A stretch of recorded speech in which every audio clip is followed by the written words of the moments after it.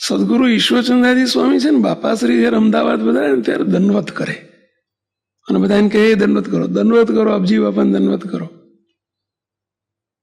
હવે સાધુને દંડવત, ગ્રહસ્થને સાધુ દંડવત કરે એ સંપ્રદાયની થોડી પ્રથાથી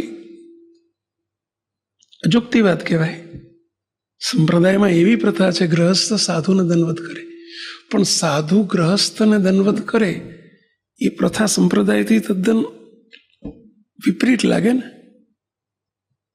બાપાશ્રીની ઉંમર એ વખતે અવરભાવમાં 47-48 વર્ષ, 45-48 વર્ષ. અને સદગુરુ ઈશ્વર બાપા અને સંતો, અરે નિર્ગુણ બાપા પોતે દંડવત કરે બાપાને. બાપા ઉપાડી લે. મોટા મોટા સંતો બાપાશ્રીને દંડવત કરે.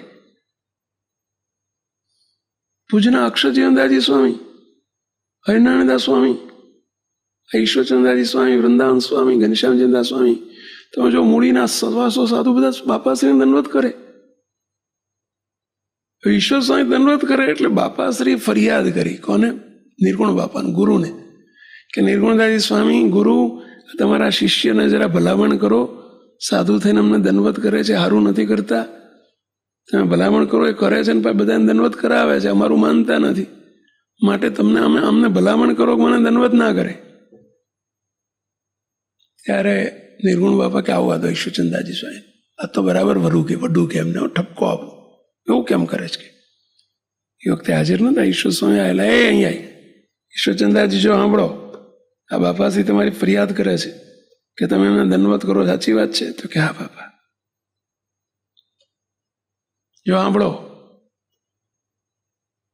આજ પછી 5 કરતા હોય તો 10 કરજો, 10 કરતા હોય તો 15 કરજો. આ પુરુષનો જોટો બ્રહ્માંડમાં ક્યાંય જડે એવો નથી. એમનો જેટલો મહિમા સમજાય એટલો સમજજો. માટે ખૂબ મહિમા સમજજો ને ખૂબ સેવા કરજો. અને જે ના કરતા બધાને કહેજો દંડવત કરો, કંઈક તમારા કંઈક પાપ હશે તો બળી જશે, સારું થશે કંઈક. બાપાશ્રી કે સ્વામી મેં તમને આવું કહેવાનું કીધું હતું? કે જેમ હોય એમ તો મારા શિષ્યને મારે કહેવું જોઈએ ને.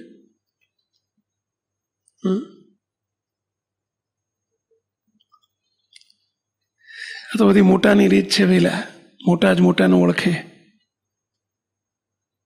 નિર્ગુણ બાપા બાપાશ્રીની ઓળખાણ કરાવે, બાપાશ્રી નિર્ગુણ બાપાની ઓળખાણ કરાવે, અને તો જ ઓળખાણ પડે પહેલા. બાકી નાનાની કઈ તાકાત મોટાને ઓળખી શકે કે ઓળખાઈ શકે? એ તો મોટા જ મોટાને ઓળખી શકે ને ઓળખાઈ શકે. સનાતન સત્ય છે.